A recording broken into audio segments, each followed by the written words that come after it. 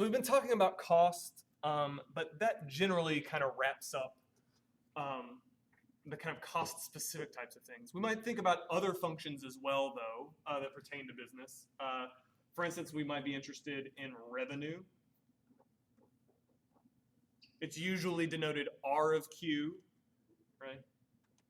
This is money made from selling Q units, right? Q is a quantity, it's the number of things that we're selling, and this is how much money we're making from selling that many things.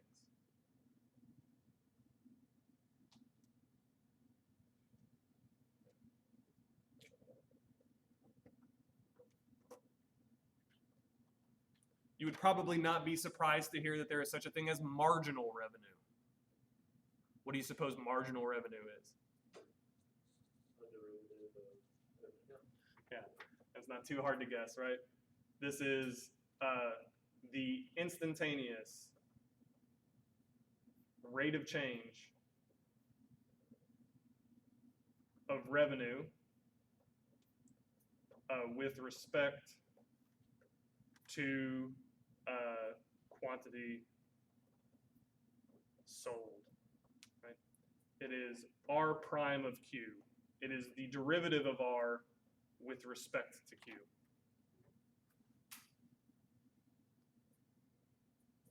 So did you say that's what you would make if you sold one more unit?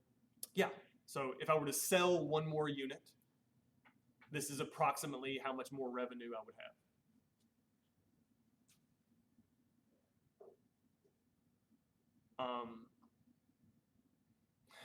Depending on how you model revenue, this might be fixed, right? If I have a fixed cost for how much I sell things for, then R prime is going to be just a number. But if I start to think that maybe I'm fiddling with my cost, or I'm fiddling with how much product I have in the market, right? That's going to futz with how much I might be charging. Right? So suddenly marginal revenue might be different. Right? If I make bourbon and I only put out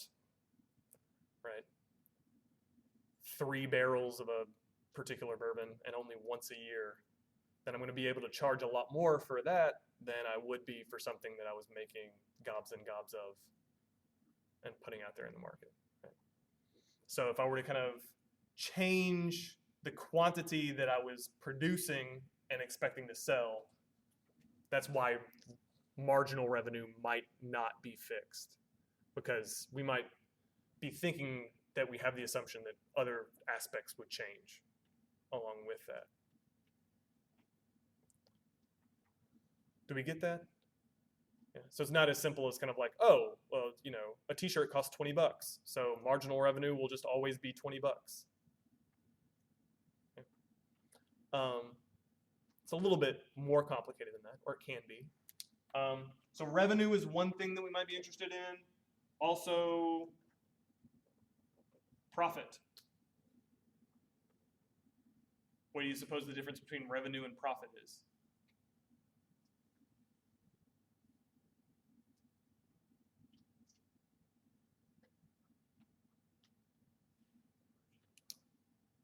And there will be a marginal profit, right? Because this is a calculus class and we want to take derivatives, there will be a marginal profit. Profit is P of Q. Marginal profit is P prime of Q. It is the derivative of profit with respect to the quantity. But that doesn't really get at what profit is and how it might differ from revenue. Yeah, right. So the profit takes into account how much it costs me to make that many units, right? Revenue is just how much money my company is bringing in. But if it costs me $1,000 to make $1,002, do I really want to do it? And my profit would be $2, even though my revenue is $1,002. So there's an important distinction here. Profit is revenue minus cost. Okay?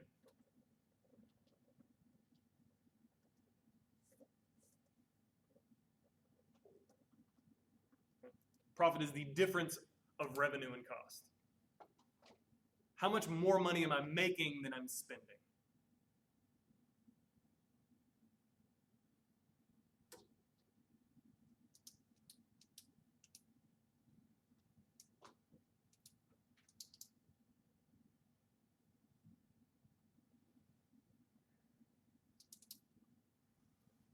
All right.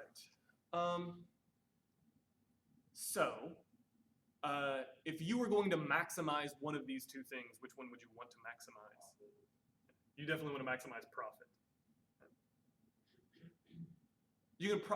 Revenue may not even have a maximum, but profit may, right? Just because your costs are going to increase, right? If costs get really big, profit's going to start shrinking, and there may be a time where costs start to climb again at a sharper rate. Right?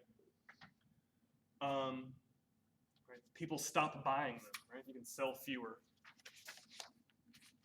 So,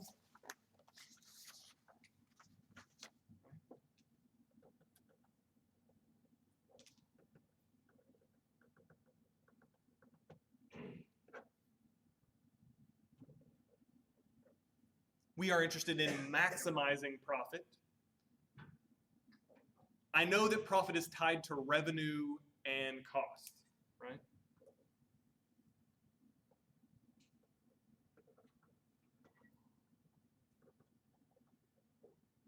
So revenue and cost are definitely factors. So here's a question.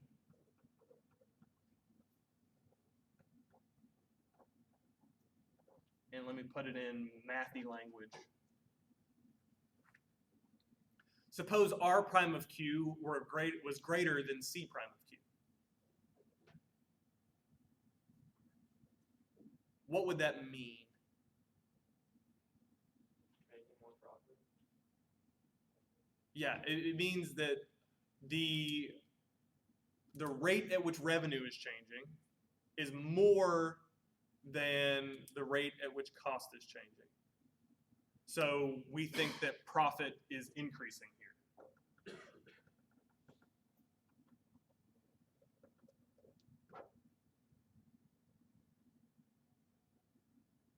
Is everybody on the same page that profit would be increasing if this were true? R prime of Q is a good estimate for what exactly? If I were to say R prime of 1,000 is 9, what does that tell me?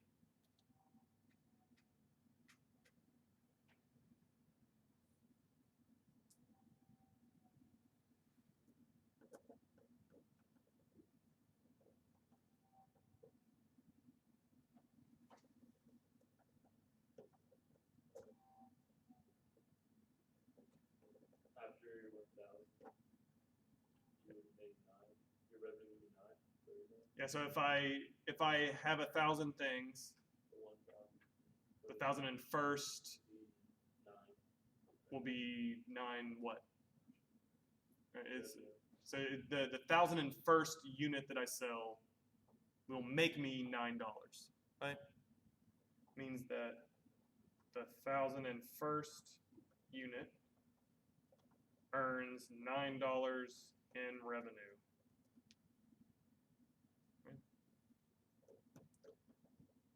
If I were to say C prime of 1,000 was, let's say, something less than 9, because we're interested in that position right now. So C prime of 1,000 is, may have a favorite number less than 9? 8. That's a number less than 9. Right. What does this mean? It means that After it costs $8 after the 1,000. yeah. So the 1,001st unit costs $8 to make. Right? So the production of that unit cost me $8, but I'm going to make $9 from it, which means that my profit will go up. Right? If I make that 1,001st unit, I'm going to make money. I'm going to make $1. I'm going to make the difference. Okay?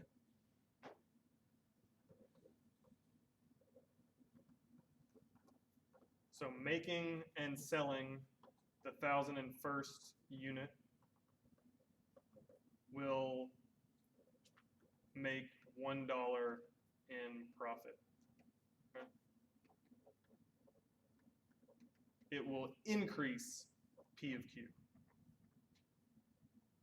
So if marginal revenue is bigger than marginal cost, I want to be making more things and selling more things, because profit is going to be on the rise.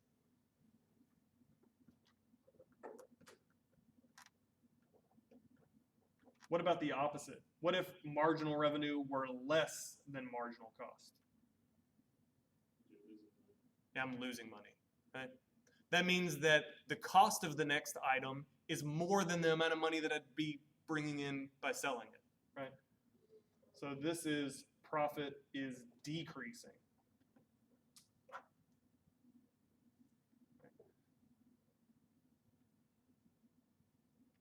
So when do you suppose the maximum profit is achieved?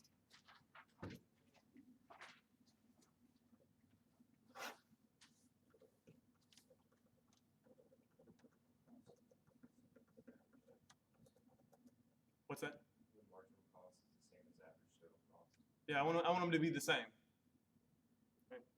I want, well, not necessarily the costs, but I want marginal revenue to be the same as marginal cost. I want them to be the same. Right? If R prime is bigger, I want to sell more, and if R prime is smaller, I want to sell fewer. So I'm selling more, I'm selling more, I'm selling more. I've gone too far, I need to sell fewer. So when they're exactly the same, I'll be balanced there as big as possible. So wouldn't that mean you don't make any money? If R prime is 9 and C prime is 9? Right. It means that making one more thing will not make me any money. So there's no incentive to make any more. Right? It doesn't mean that I'm not making any money overall. It just means that that next unit, right? Remember that this is the revenue earned by selling the next unit, and this is the cost of making the next unit. These are like how total cost and total revenue are changing. They're not total cost and total revenue themselves. So I will have made profit, and this is telling me that there's no incentive to sell anymore. Yeah, because making and selling that next one is going to earn me zip. So I'm not going to do it.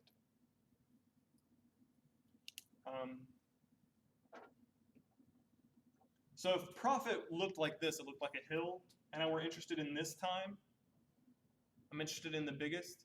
Notice that P prime of Q is 0 at that time. And remember that P of Q is R of Q minus C of Q, right? It's the difference in revenue and cost. So marginal profit is the difference in marginal revenue and marginal cost. Right? P prime of Q will be R prime of Q minus C prime of Q. And if P prime of Q were 0, right, if I were on top of the hill and marginal profit were 0, that means that R prime minus C prime is 0, which means that R prime equals C prime. So the calculus of it also works out. Right? The common sense of it is telling me something, but right, the derivatives and what I know about what the slope of the curve should be, all of that is reinforcing this fact. So that is a good thing to know.